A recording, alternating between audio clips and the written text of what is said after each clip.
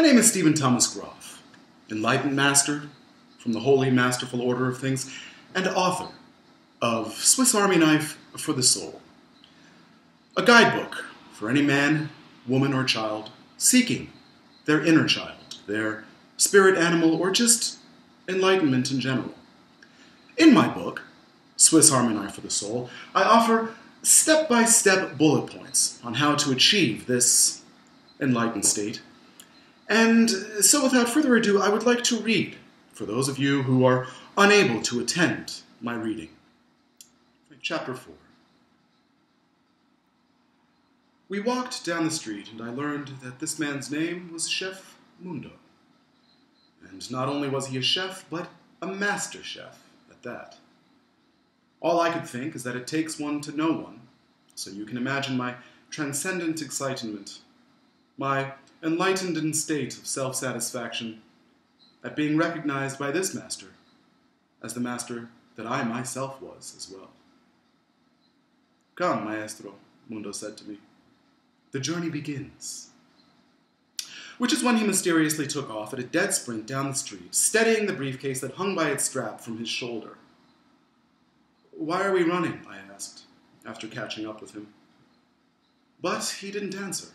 Instead, he reached across his body and into his briefcase, never slowing down, and pulled out what appeared to be a pastry, although I did not have a chance to see it, really, since it quickly left his hand after he hurled it across the street and then dove, headlong, into the busy traffic. In an effort to save him, as any master would, from the car that screeched toward him, I yelled, "Watch out!" from the sidewalk. Once traffic had basically stopped, I followed Mundo into the street, where he was still crossing it at a long angle and throwing more things from his briefcase at a bus and calling after it. The bus waited. We clambered aboard, sweating, our faces flushed. "We made it. Thanks, maestro," Mundo said to the clearly very skilled and even masterful bus driver as he dashed through a yellow light in order to make up for lost time. "So, the journey has begun again," Mundo said to me after we had sat down. I continued looking at him like the madman that he was, while pretending to wonder how I'd gotten mixed up with this crazy guy in the first place, even though it had literally happened a few minutes ago, and which is also when I remembered that he wasn't crazy and that I was a master. Anyway, riding the bus, I began to reflect on my situation. Your third tool on the path to enlightenment. Eye of the tiger, or identifying cold, hard fact.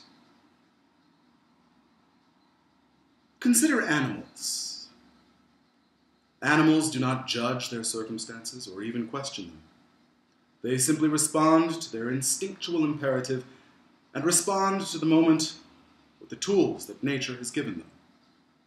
With this in mind, panic. Well, that just about concludes today's reading session.